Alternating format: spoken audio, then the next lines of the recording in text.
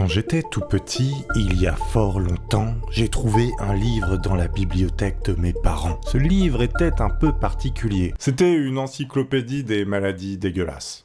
Et bien évidemment, illustré pour les cas les plus chelous avec des images. Et moi, j'adorais ça. On a chacun nos passions quand on est petit. Moi, j'aimais bien les livres sur les maladies. Je vous jure que les cas les plus chelous étaient toujours illustrés par une image un peu dégueu, quoi. Moi, j'étais là, je passais des heures à regarder ça. J'ai appris plein de maladies par cœur. À 6 ans à peine, je connaissais tout. Oui, parce qu'à 6 ans, quand tu ouvres un bouquin et tu vois des mecs qui ont à moitié deux têtes parce qu'ils ont un problème, c'est passionnant. Moi, j'adorais ça, écoutez. J'aurais dû être médecin. Bon, c'est pas le cas, je suis chômeur. Mais là n'est pas la question. Je me suis donc souvenu de cette encyclopédie que je feuilletais quand j'étais tout petit, et m'est venue cette idée de vidéo. Je vais vous montrer les syndromes et les trucs les plus chelous que le corps humain est capable de faire. Ne vous inquiétez pas, il n'y aura pas d'images dégueu, je fais attention. Je vais rester juste dans la limite comme ça. Bon ok, il y a un truc particulièrement qui est crado. Si vous mangez, faites pause et reprenez cette vidéo après. Vous êtes prévenus. Partons maintenant dans le monde féerique des syndromes les plus étranges. Des choses que le corps humain les plus bizarres peut produire.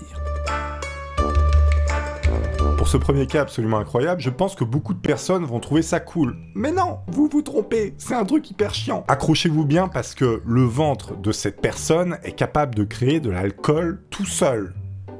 C'est-à-dire que le mec est constamment bourré. Non pas parce qu'il boit, parce que son ventre fabrique son propre alcool. C'est-à-dire que le type, c'est une distillerie à lui tout seul. Et donc ce truc-là se nomme le syndrome d'auto-brasserie. Ou alors syndrome de fermentation intestinale. Moi je préfère cette version personnellement. De toute manière, vous mettez le mot intestinal dans n'importe quelle phrase, la phrase devient marrante.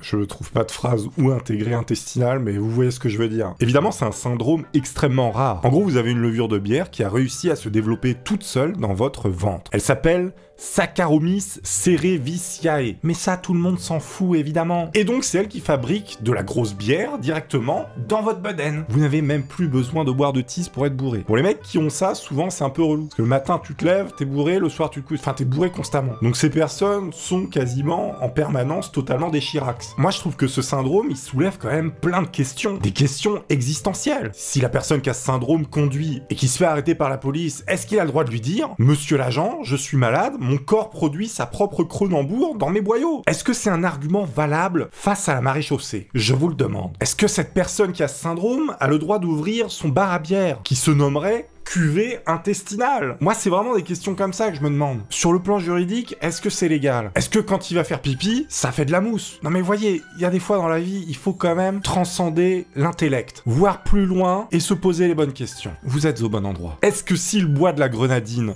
juridiquement parlant, est-ce qu'on peut dire qu'il a fait un Monaco? Si le mec boit de l'extrait d'orange, peut-on appeler son pipi un picombière? Je vous le demande! Écoutez, moi, je me pose des questions comme ça fondamentales. Les fondements de la vie, les fondements de la pensée, la philosophie, la science, les études, tout ce que je n'ai pas.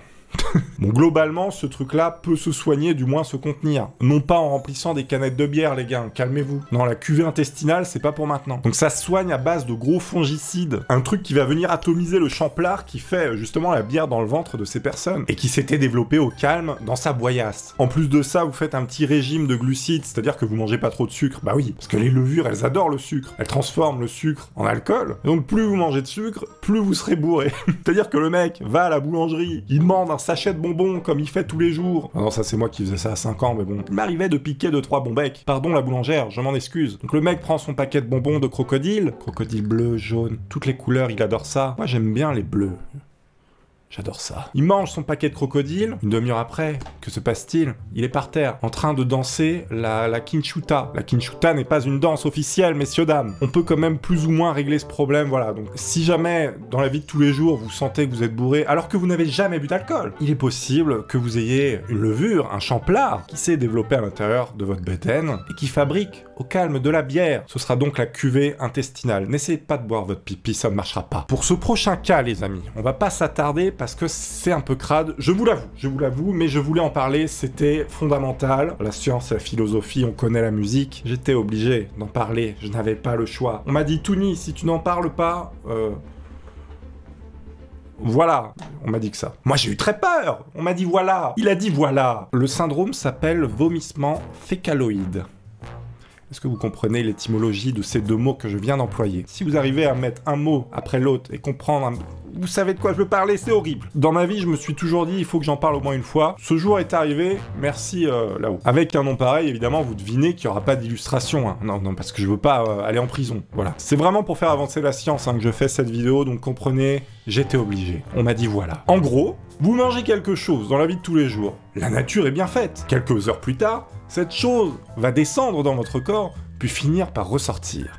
Partant dans la nature, vivre sa petite vie. Flotter comme ça, comme un petit canoë. Enfin, non, n'entrons pas dans les détails. Et vous lui faites au revoir comme ça, quand ces choses-là font le grand plongeon. Je sais pas pourquoi j'ai besoin de mimer la daube qui tombe dans les chiottes. C'est le pire mime que j'ai pu faire. Hein. Tu imites une daube qui tombe dans l'eau des chiottes. Mais c'est quoi cette vidéo? Bon bref, vous avez compris. On mange, ça repart. La nature est bien faite, on a capté. Jusque-là, je ne vous apprends rien. Enfin, j'espère, parce que sinon c'est très bizarre. Ça repart évidemment sous forme d'arc-en-ciel et de petites étoiles pour les princesses, et d'énormes colombins pour les garçons. Voilà, c'est dit, c'est fait. Vous connaissez la musique. Vous vous souvenez du nom du truc que j'ai prononcé au début? Vomissement fécaloïde. Oui. C'est-à-dire que au lieu de partir de manière naturelle vers là où elles devraient aller, ces choses qu'on a mangées, eh bien, elles repartent. Mais par où elles sont entrées, c'est-à-dire la bouche. En gros, vous vomissez votre propre daube. J'espère vraiment que vous mangiez en même temps que cette vidéo. Si c'est le cas, je vous souhaite un excellent appétit. Là encore, beaucoup de questions se soulèvent face à ce syndrome incroyable. Du coup, est-ce qu'un rot est considéré comme un paix? Quelle odeur en sortira? Mais alors pour t'essuyer la bouche, légalement sur un plan juridique, tu dois utiliser du papier toilette ou du sopalin. Si on te dit que t'as une tête de yonf, dois-tu accepter que c'est une réalité? Puisque c'est en partie vrai. Ta bouche est-elle considérée comme un trou de... ou comme une bouche? Sur le plan juridique, encore une fois. Les gars, je vais monter un dossier, je vous le dis. Si tu utilises une brosse à chiottes pour te laver les dents, alors que t'as ce truc-là, est-ce légal d'un point de vue juridique, encore une fois? La grande question, c'est est-ce qu'une brosse à chiottes électrique, ça existe? Effectivement, ça existe. Peut-on vomir par le cul si on peut caguer par la bouche? Comprenez? Tout ça, c'est métaphysique, tout ça, c'est des sujets de philo qui peuvent tomber au bac suivant. Une couche pampers en guise de cagoule peut-elle atténuer l'effet indésirable? En communauté? Avez-vous le droit de manger des suppositoires? D'un point de vue juridique? Tant de questions, si peu de réponses. Pour moi, ce phénomène reste un grand mystère. Surtout tout ce qui l'entoure après. Comment votre vie se passe? Parce que se brosser les dents avec une brosse à chiottes, on le sait tous, c'est pas terrible. Voilà, c'était les vomissements fécaloïdes. Bon les gars, maintenant, on va partir sur un sujet un peu plus léger, mais tout aussi étrange. Et ça, c'est beau. Imaginez, un bon matin, vous vous leviez, puis vous commencez à engager la conversation. Et là, vous vomissez un chien.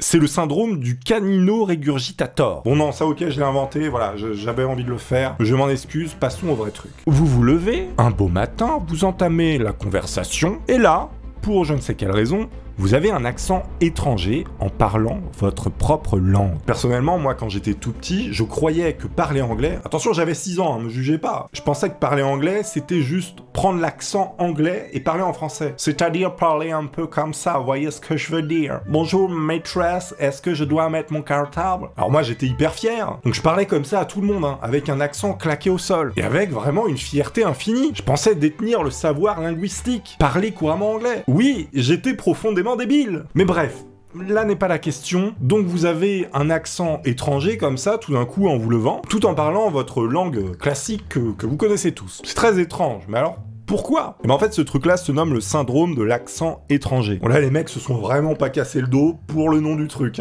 Admettons une table peut avoir un syndrome, je sais pas, elle peut se casser, le syndrome de la table cassée.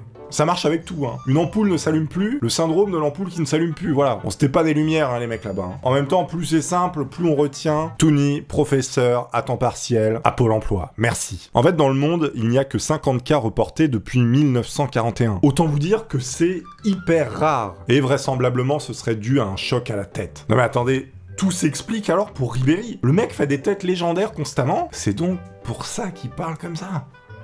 Le plus bizarre, en fait, c'est que les gens modifient également leur personnalité pour qu'elle concorde avec l'accent. C'est-à-dire, je vais vous expliquer, on va prendre un exemple tout simple. Vous avez Jean-Patrick Swayze, né dans le Tarn-et-Garonne, français de père en fils depuis 1515 Marignan. C'est-à-dire que tu fais pas plus franchouillard, habitant dans la campagne profonde et éleveur de belettes, mais également joueur d'accordéon polyphonique sur son temps perdu. Donc le mec, avec son accent franchouillard, voilà, a coupé au laguiole, qui après s'être mangé une tuile en ardoise du toit de son élevage de belettes, se lève un bon matin avec un accent pakistanais. Bon déjà c'est très étrange. Eh bien il va adapter sa personnalité en fait à son accent. Jean-Patrick Swayze, qui était un franchouillard de base, va commencer tout doucement à devenir pakistanais. Dans son quotidien, dans sa personnalité. C'est-à-dire sa tête de veau quotidienne qui lui servait de repas, eh bien il va la mettre de côté pour manger exclusivement des naan cheese et du poulet korma, qui sont des spécialités pakistanaises, hein. J'adore moi la bouffe pakistanaise. Il va par exemple également vendre sa 4L qu'il a depuis 50 ans contre ce magnifique camtar made in Islamabad. Islamabad étant la capitale du Pakistan, voilà. Bref, vous voyez ce que je veux dire, vous voyez un petit peu le délire. Personnellement, moi j'adore la bouffe pakistanaise. C'est pour ça que j'ai pris ça comme exemple, même si parfois ça finit en vomissement fécaloïde, post-naan cheese, poulet korma. C'est dégueulasse. Il y a un cas très connu qui s'est produit en 1941 en Norvège. Une jeune femme, elle a reçu un éclat dans la tête d'un obus, sauf qu'après elle a eu un accent allemand. Elle parlait, voilà, normalement elle parlait norvégienne quoi, avec un accent norvégien, alors je sais pas du tout comment les Norvégiens parlent, et tout d'un coup elle s'est mise à parler avec un accent allemand. Et le problème c'est qu'en fait sa communauté a commencé à la rejeter, parce que visiblement entre les Allemands et les Norvégiens c'était pas trop la teuf quoi. Donc ça peut être un petit peu relou. Admettons t'es en Corée du Nord, tu te réveilles un matin, t'as l'accent de la Corée du Sud. Les policiers dans la rue, ils vont t'écouter, ils vont dire c'est un espion, lui c'est un espion. Ça part au pylône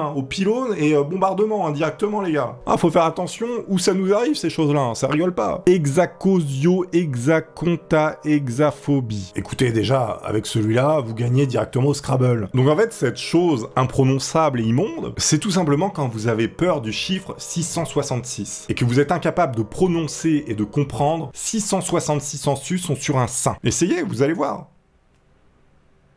Si vous avez vraiment essayé, là je peux plus rien faire pour vous les gars. Merci d'être toujours aussi nombreux et présents à regarder mes vidéos, je le dis pas assez. C'est grâce à vous que je peux produire encore du contenu. Je vous propose maintenant de cliquer sur cette vidéo qui apparaît actuellement à l'écran. Cette vidéo est capable de...